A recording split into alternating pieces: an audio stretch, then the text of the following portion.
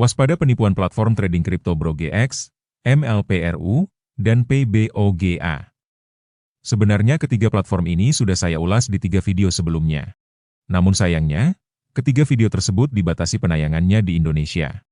Untuk tidak memperpanjang durasi video ini, penjelasan kenapa ketiga video tersebut tidak bisa ditayangkan di Indonesia, silakan baca pada bagian deskripsi video ini. Sekarang mari kita ulas kembali ketiga platform tersebut. Pertama, situs web ketiga platform ini sama-sama tidak menyediakan informasi yang lengkap, baik tentang informasi perusahaan maupun tentang kegiatan investasi yang ditawarkan. Bagaimana mau berinvestasi jika tidak ada informasi yang lengkap? Hindari berinvestasi pada platform dengan situs web seperti ini karena merupakan ciri khas dari situs web investasi bodong. Kedua, mari kita ulas tentang klaim jaminan keamanan investasi mereka. Ada 2 klaim legalitas yang digunakan oleh ketiga platform ini, yakni dokumen pendaftaran bisnis layanan keuangan atau MSB yang diterbitkan oleh Jaringan Penegakan Kejahatan Keuangan Amerika Serikat atau FinCEN, dan pengajuan formulir D ke Komisi Sekuritas dan Bursa Amerika Serikat atau SEC. Untuk dokumen FinCEN sudah diulas khusus di video ini, jadi tidak akan diulas lagi. Silakan ditonton ulasan tersebut. Sekarang mari kita bahas tentang klaim pendaftaran di SEC. Berdasarkan hasil penelusuran Edgar di situs sec.gov, ketiga platform tersebut telah mengajukan pemberitahuan formulir D ke SEC. Namun perhatikan, pada bagian atas formulir tersebut terdapat disclaimer dari SEC yang jika diterjemahkan dalam bahasa Indonesia, artinya bahwa Komisi Sekuritas dan Bursa belum tentu meninjau informasi dalam pengajuan ini dan belum memastikan keakuratan dan kelengkapannya. Pembaca tidak boleh berasumsi bahwa informasi ini akurat dan lengkap. Jika SEC sendiri telah memberikan disclaimer seperti itu, lalu kenapa ketiga platform tersebut justru mengklaim jaminan keamanan investasinya menggunakan formulir D tersebut?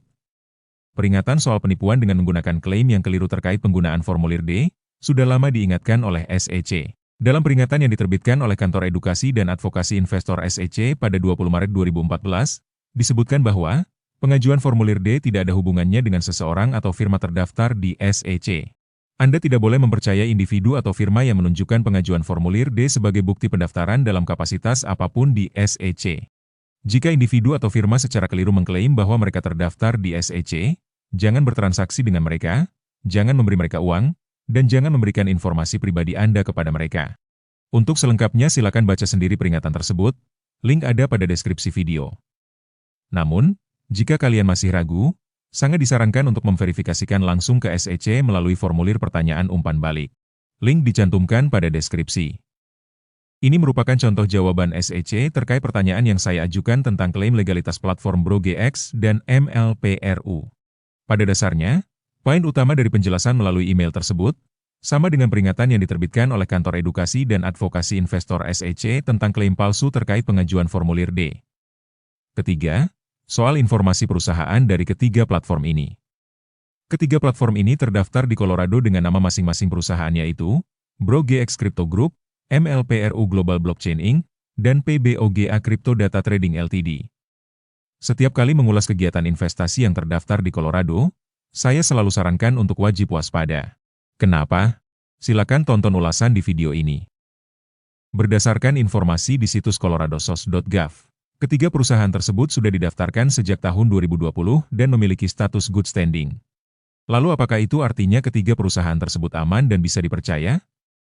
Dari informasi pada halaman sejarah pengarsipannya, bisa diketahui bahwa ketiga perusahaan tersebut sebelumnya didaftarkan dengan nama yang berbeda.